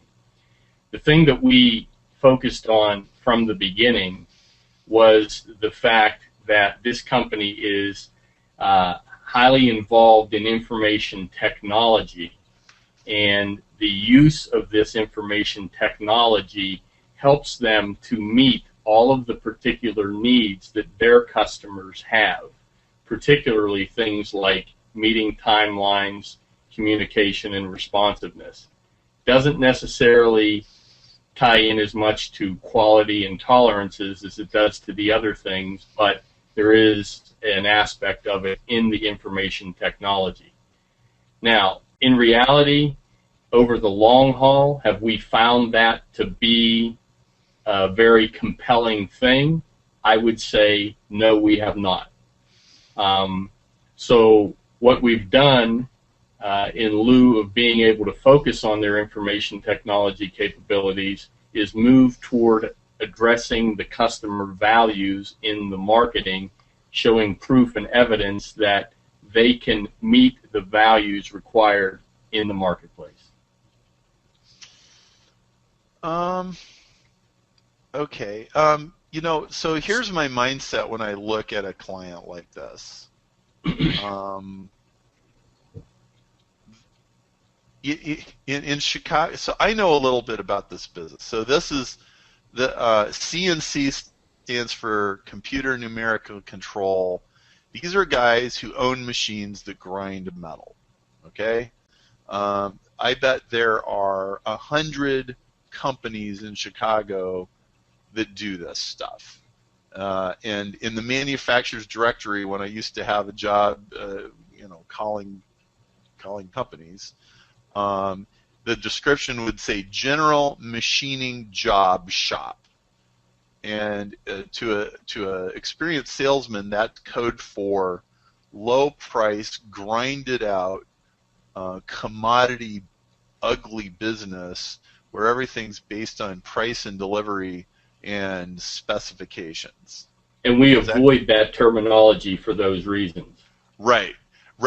Yeah, and the thing is that you're always trying to avoid swirling down the commode of getting lumped in with everybody else. So somebody types in these ads, 5-axis CNC milling, then that means that there's five different dimensions of grinding down the material, and so you look at these ads and everybody's basically saying, well, here's the specs of the stuff that we can do.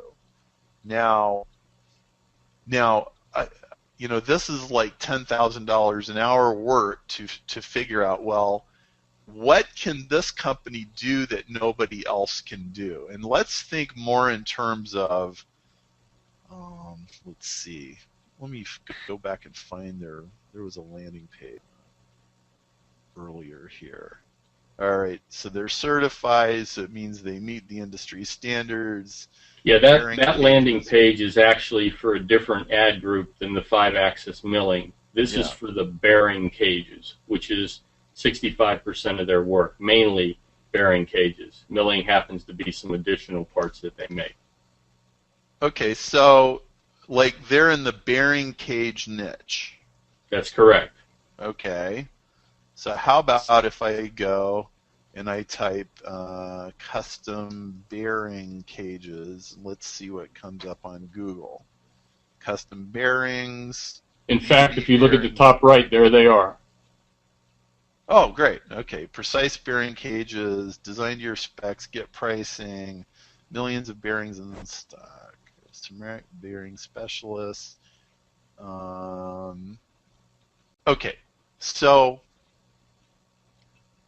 when I look at this, the question that I ask myself, let's take the specific thing, because, by the way, I think it's easier to ask the USP question when we get down to something really specific like custom bearing cages compared to, okay, so what's the USP of this machine shop that has they have 25 different machines and they have 20 employees and they can do a gazillion different things, and the guy might even say, well, we can machine anything.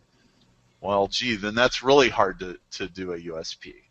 Okay, so let's narrow it down to this. Now,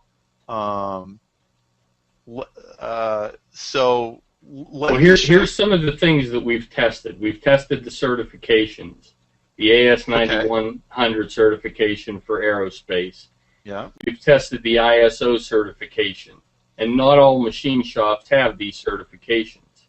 Okay. We've tested other things that they can do, like statistical process control and production part approval process.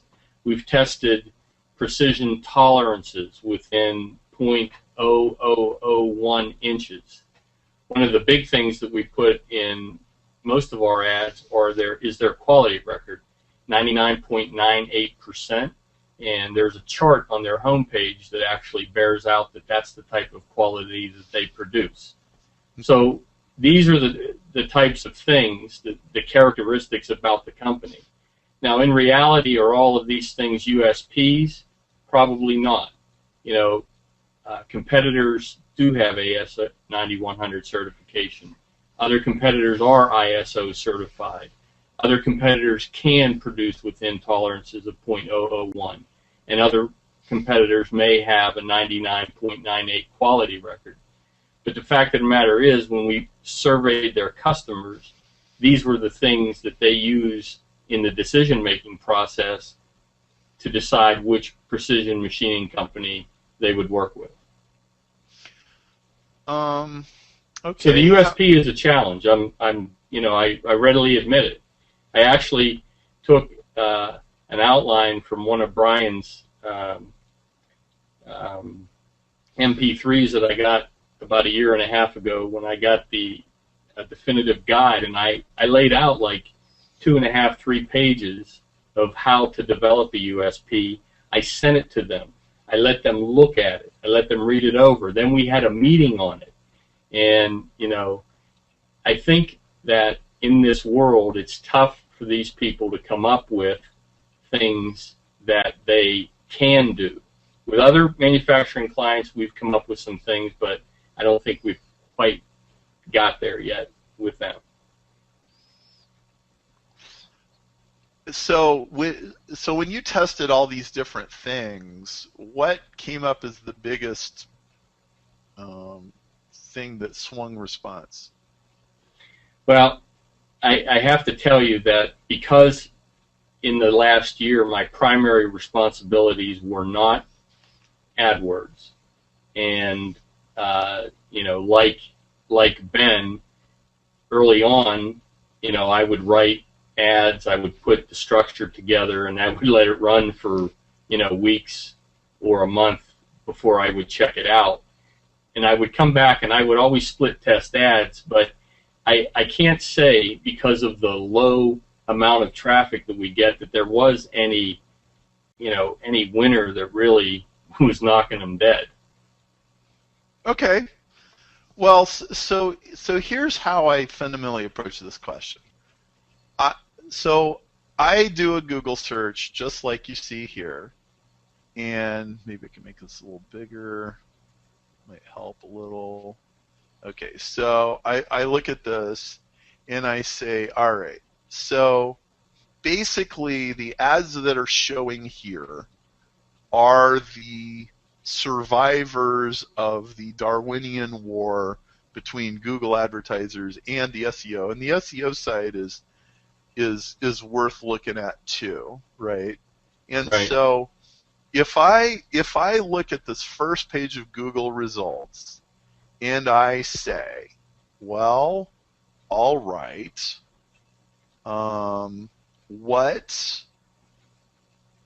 first of all, what does this tell me about what's important in the market? And you could make a little you could make a little chart and go, well, so what is everybody saying? All right. Right. And the stuff that most people are saying tells you kind of what the center of the market is. But I also I think of it like there are cracks in the sidewalk. I just don't know where they are. Okay. Right, So and you're talking like the checkmate tool, right? Yeah, the checkmate tool. Howie Jacobson has an AdWords checkmate thing.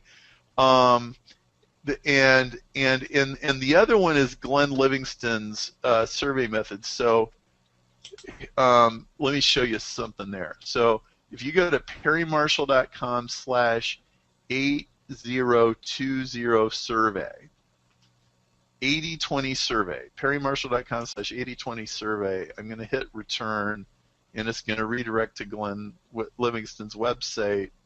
And this is a survey technique, and I'm just going to give you the highlights. You can read the whole thing in detail, but basically it comes down to this. It comes down to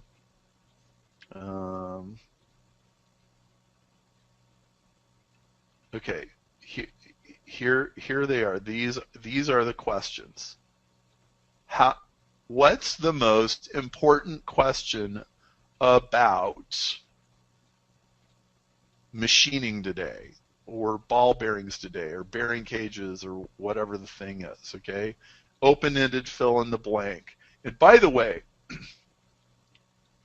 if I had your client here, I would want to have the people that take the phone calls, and I would ask them, I would say, if I asked your customers these questions, what would they tell me? Okay? And then how difficult has it been to find a good answer while searching the internet today? Very difficult, somewhat difficult, not at all difficult, and that's just multiple choice. Third one, why were you searching for, bearing cages today? How specifically will your life improve if you can find a good solution? Now, these are actually very powerful questions. Now, I'll show you how Glenn uses this. So for example, he's got an opt-in form on his Bunny Rabbit Secrets page. Name, email, single most important question. Why were you searching for this? How hard has it been to find the answer? Not difficult, somewhat difficult, very difficult. Now, just generally speaking, most people could find a way to incorporate this on their site, or maybe the next step after the opt-in form. And you start collecting the answers and the data. Now, in a market where there's only so many leads a day, it would take a long time, and in some markets it would take a few hours. But let's just for everybody here, for their benefit. So what we're going to do is we're going to throw away all. We put it all in a spreadsheet. So we get like 100 answers. The not at all difficults, we throw them out. The somewhat difficults, we throw them out.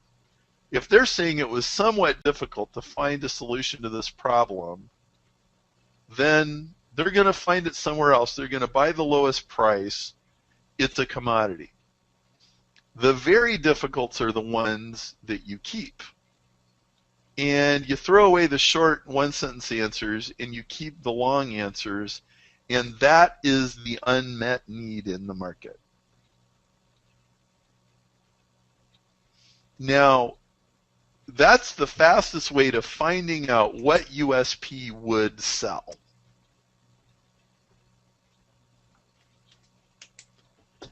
And we need to find out, so when people search custom bearing cages, the people that can't quite get their itch scratched, what itch is not getting scratched? Whatever that is, that's what your USP needs to be. Right. And that's how you decommoditize it. So, Perry, can I?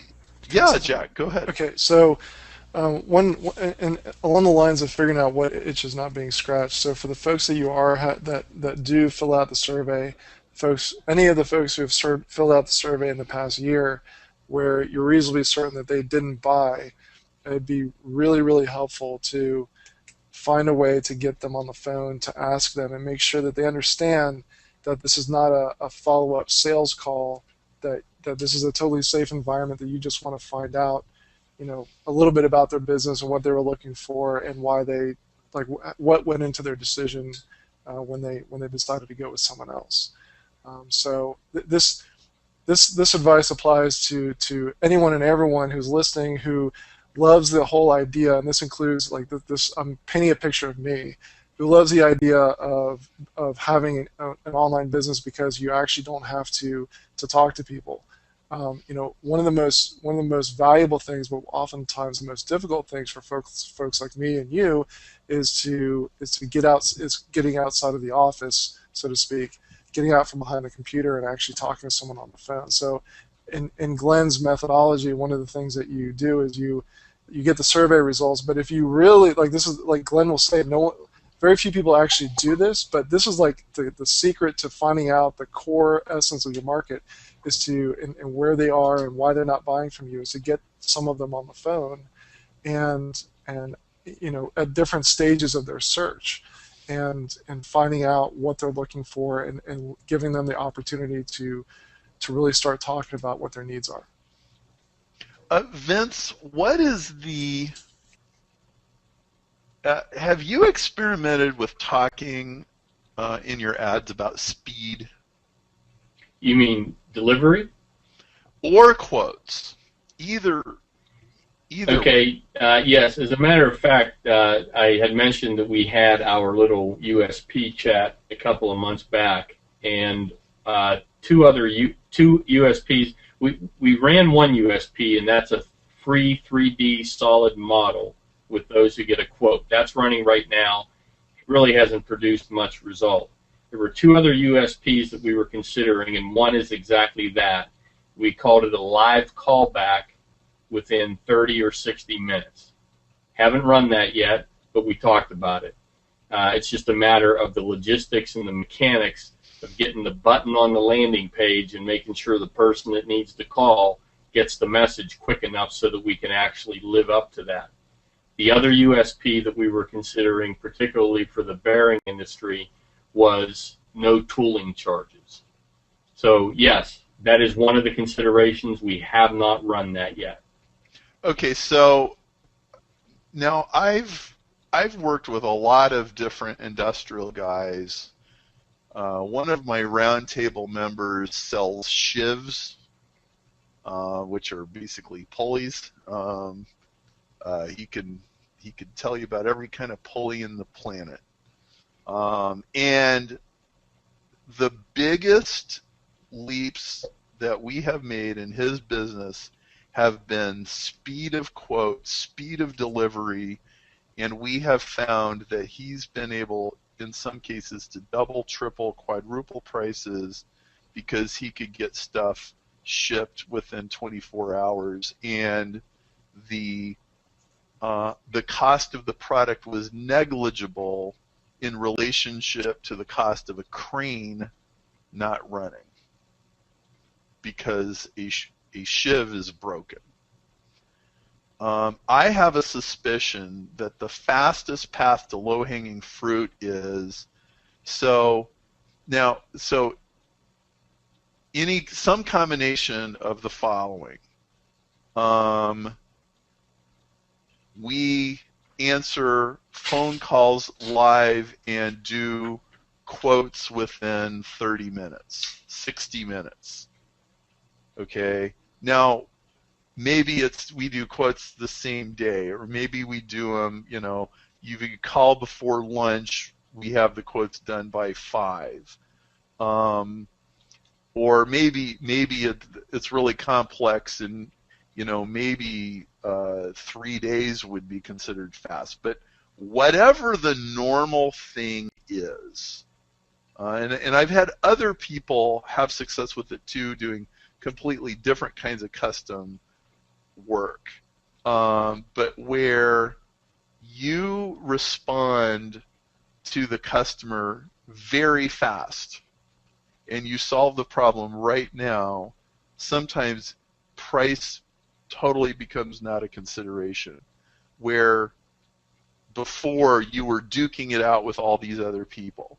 Now, this almost always requires some fundamental change in the structure of how the phone calls are handled, or the staff, or whatever.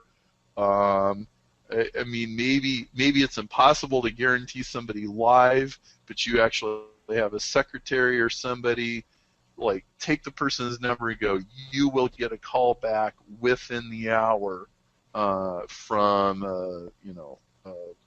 a sales engineer who will walk through this process with you. Can I interject? Yes, please. Okay. I know exactly what you're talking about. We actually have another manufacturing client who does forging, and these are the precise things that have given them success. They guarantee that they'll quote, I think 95% of their quotes within 24 hours. The other 5% they guarantee within 3 days, and they classify them as requiring engineering review. The other thing about them is that the forging people actually have salespeople on staff that can live up to those types of promises. The challenge that I have with the CNC machining company is that the people who are the quote-unquote salespeople are in reality the owners and the upper-level management of the business. And so this is a progressive thing. You know, we're working with them to try to help them to become more sales savvy. So, and I understand, I mean, I totally get what you're saying, and these are all valid points and things that we should consider with them and should pursue a little more diligently. I agree. Well,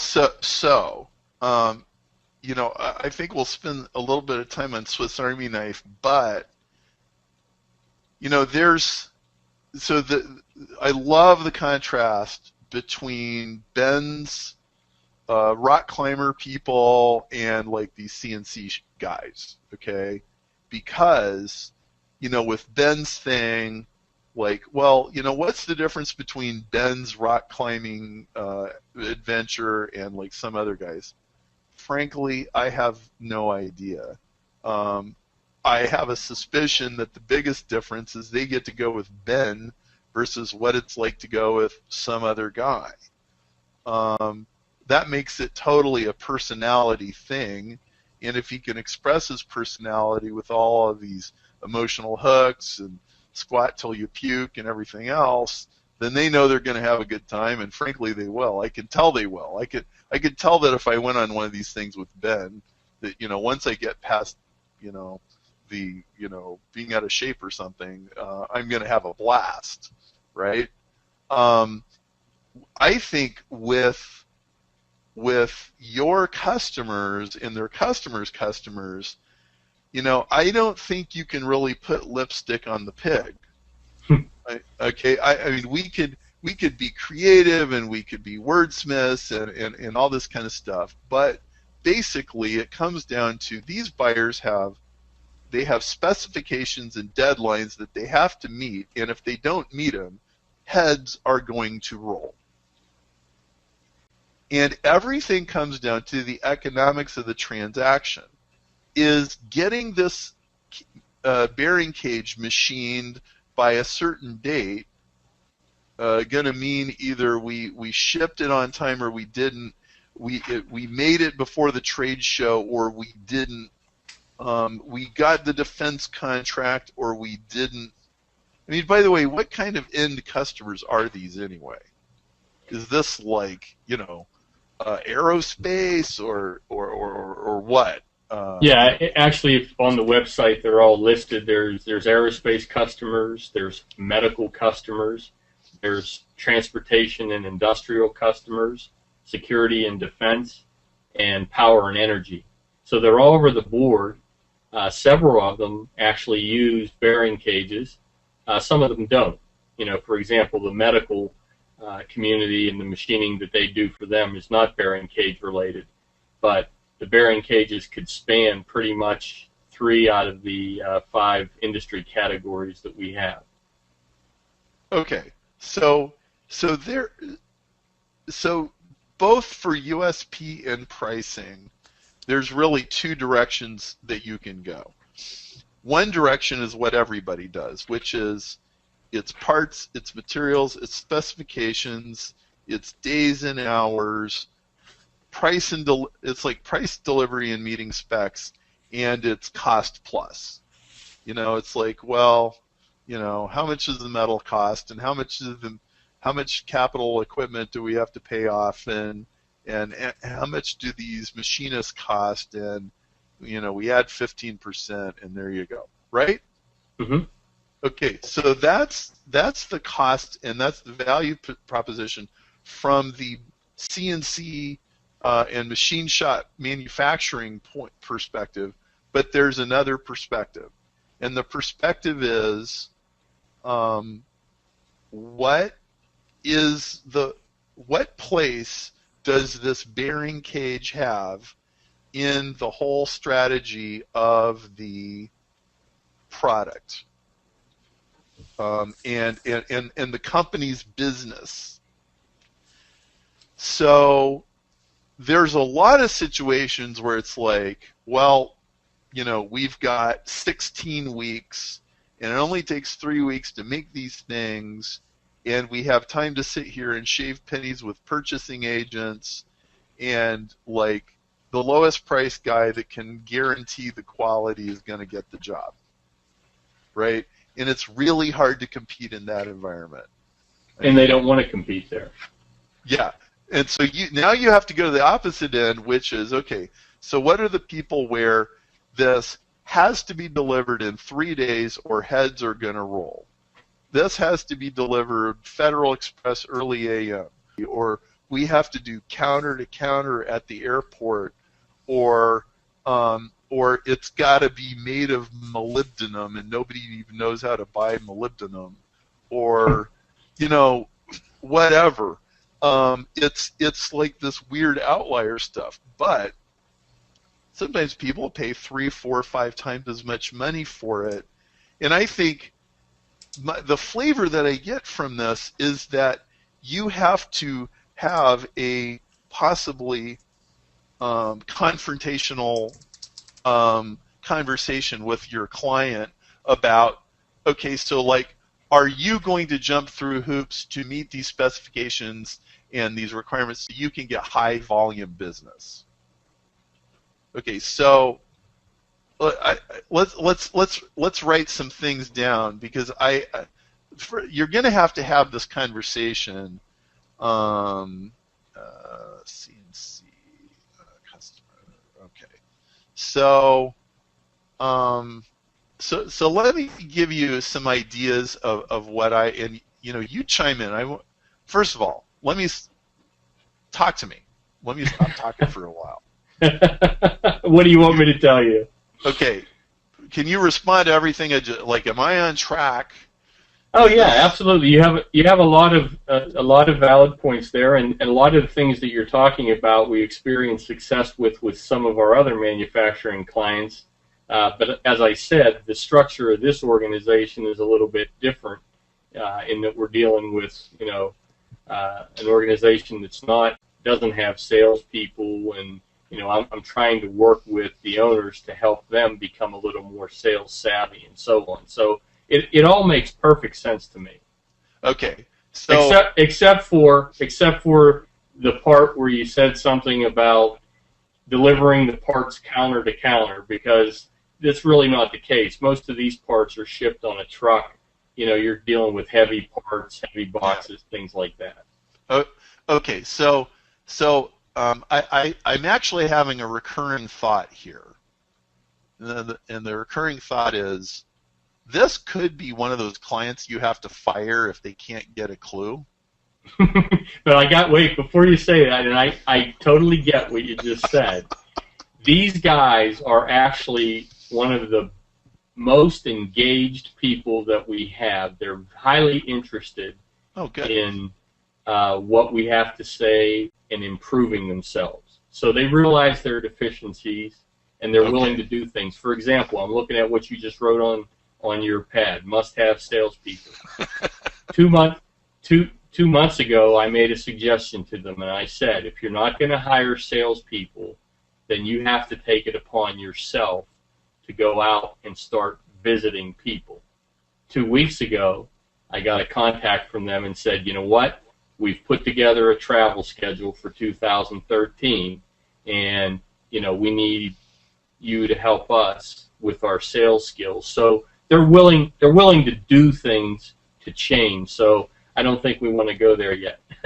Firing them, I mean. Yeah, well, right. So great. And there are consultants listening, and you need to fire a client because they're not going to do what they got to do. Because we can sit and write ads all day long, but fundamentally we've got to give our customer or customer's customer a better value proposition.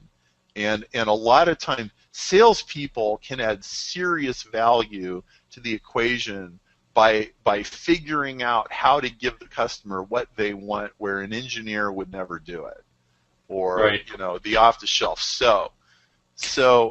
By the way, I'll mention I got one comment from someone who would be your type of ideal customer, your client's type of ideal customer. Oh, really? And it's an audience of one, but he makes this comment. This is from Philip. He says, I'm an engineer, does a lot of plant maintenance, managing, and might buy bearing cages. The quality rate, yeah, you know, they do show up on our webinars. So the quality rate and tolerance ability and certifications are nice, but I want someone who will take the time to listen closely to what I need, will triple check with me that they're giving me what I want, will have suggestions about whether or not there's a better way, and get the job done right, promptly, and shipped properly. It still comes back to making me, the client, feel that my need is understood and will be met. So there you go. Again, yeah, fantastic. Audience of one, but good comments from Philip. The fact that nobody wants to fill in this form actually says a lot. It says that what these customers want is they have to have the warm, fuzzy feeling right out of the gate that this whoever I'm talking to is going to really understand what I need. Now, we had a conversation in Roundtable last week where one of the members is in the transportation business, and one of there's stats that show that the difference between answering the phone, like returning a phone call in 5 minutes from a website form versus, now, this was like consumer level data, but I actually doubt it's that much different in a high-tech business-to-business situation. I think if their phones are staffed by a highly responsive and informed person that can answer the questions and do these things, suggestions about a better way to do it, and triple check everything, then I think things suddenly improve. So, a couple of minutes on this, but here's the kind of ads that I would like to see you test. Okay, live quotes, 8 a.m. to 5 p.m. Eastern, live sales,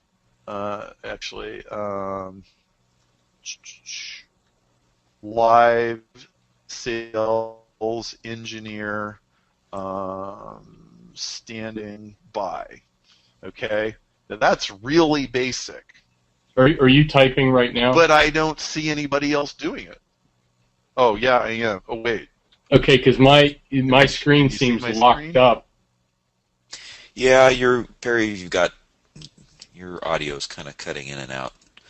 We're hearing everything you're saying. It's just coming in delayed. Okay. There we go. Yeah, there you go. Let's try. Does that work? Yeah, now I can see it. Live bearing cage quote.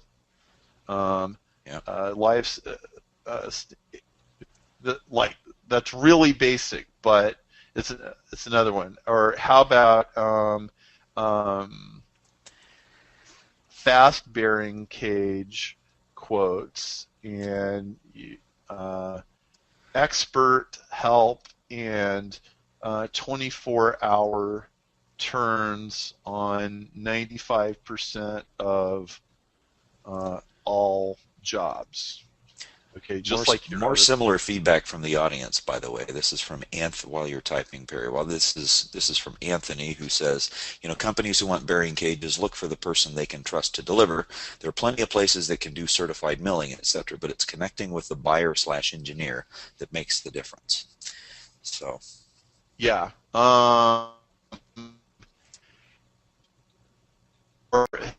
Let's try another one. 24-hour bearing cage prototypes. Well, okay. Now they don't want to do prototypes. Well, samples, or designs, or mock-ups, or like any. Well, question: is this like we know exactly what we need, and just make sure you're shipping them by the 24th of the month, or is this there's back and forth, and they got to sample it, and they got to see if it works, and like all that kind of stuff? Oh, we get it both ways. We get it both ways. Actually, now that you're mentioning all this, there's actually 2 case studies that are unfortunately hidden on the website that actually talk about some of the things that they've done to help customers save costs by redesigning things and things of that nature. So, good reminder to me to pull those out, dust the cobwebs off, and get them in a more visible position.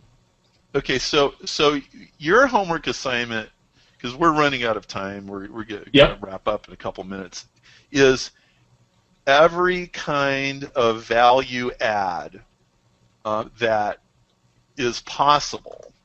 And most of it's just words and phrases, and they're boring, but they're relevant to what these people want, right? I mean, we don't need power verbs, and we don't have to have the kind of language that Ben needed, but like we just need a nice list, like here's like 15 different things that customers commonly want, and you put stuff in front of them.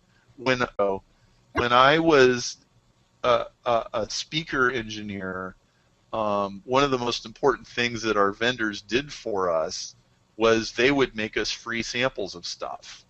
I would call up New Way Speaker Company and go, could I get some cone samples, and I want a lower density, and I want, or lighter mass, or thinner, or thicker, or whatever, and the guy George on the other end, after a while I became friends with him, and he's like, okay, and 3 days later I would get my samples.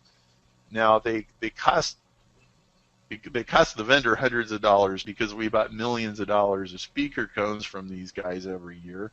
They were free. But I'm just talking about that aspect of the relationship. In every way that you can describe that aspect of the relationship, and I really do think that it's probably not any different than like getting a quote on a roof, or to fix your auto glass, or something like that. The fastest guy to pick up the phone and really give a crap about the customer is frankly the one that's going to get the job. And the ISO 9000 certification and all this other stuff doesn't matter nearly as much, and it matters to the owners because they spent $350,000 on it, but it doesn't matter to the customers because it's just not what they care about. So that's my assessment. Any other comments or anything, Brian, before we wrap up from anybody, or you, or Jack, or Vince? Let's see. We've that pretty much sums up people's comments on this. So good. Yeah, I think in a boring business, in a highly specification-driven business, your ads don't win or lose based on how clever of a writer you are. It's how directly you speak to the itch that the person's trying to scratch, which is very black and white and kind of boring, but it's not boring when your neck's on the line. It's not boring when the project could be late and you get your butt kicked in a meeting. So we'll post these little scratch pads in the members area. And so your assignment is to brainstorm all this stuff, go talk to your customer, go beat them over the head if you need to, but you probably don't, and put these new offers out there. And a couple weeks from now, we'll look and we'll see what happened, and I can't wait to find out. Okay? Really glad you're here. Thank you to everybody for being on the call today, and we'll be back in a few weeks with more fun and adventure, and we'll review our ads, and we'll take 2 more contestants on. Very good. So, thank you, Perry. Thank you, Ben. Thank you. Welcome to all the new Mastermind Club members, and glad you're with us. Post your adventures on the discussion forum and get Planet Perry people to help you out. So we'll talk to y'all later. All right. Thanks. Bye, everybody.